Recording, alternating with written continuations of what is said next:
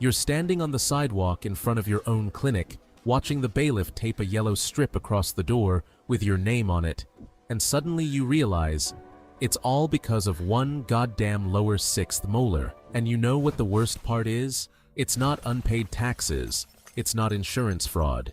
It's because you, with your own two hands, signed your own death warrant the moment you decided rules were for other people. I still don't believe we made it out alive back then.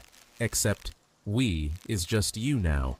And whatever's left of your pride. You remember how it all started, right? Squeezed into a dirty van that smells like cheap gas, and someone else's sweat, heading into a night shift as a janitor. Those same $1,840, you count out coupon by coupon, just enough to wire mom for utilities, and maybe a chicken for the holiday. Your dream was simple: validate the diploma, become a dentist, buy mom a house. But the America from the posters washed out fast, replaced by rusty tap water in your basement apartment. You spent years chasing that license, taking exams, drinking bitter vending machine coffee on the way to rotations, until your hands started shaking from exhaustion. And then you're not a janitor anymore. You open your first little office, then a second, then a small chain. You start making real money. You buy that Lexus you always dreamed about, and you think, okay, this is it, the American dream. But you start taking on more and more patients because you want to get that house for mom faster. You start cutting corners on protocol because it's fine, everyone does it. Back then, you didn't know that habit of saving 5 minutes per patient would cost you everything over one patient. He walked in on a Friday evening, rain pouring outside, and you were tired down to your bones. Routine root canal,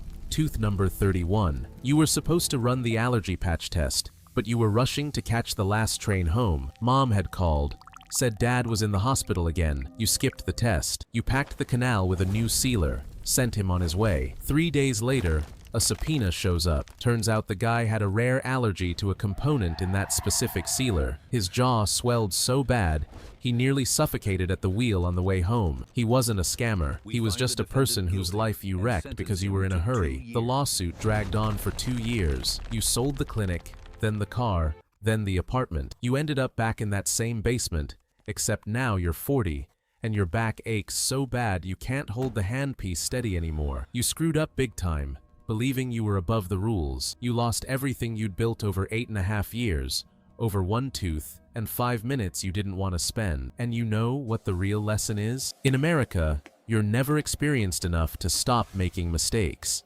Everyone's just waiting for the moment you decide the rules don't apply to you. Now you work in a state clinic that smells like bleach, with the extraction line stretching out to the street. Tell me honestly, how many times are you willing to cut corners before you realize those rules weren't written to hold you back, but to keep you from destroying yourself?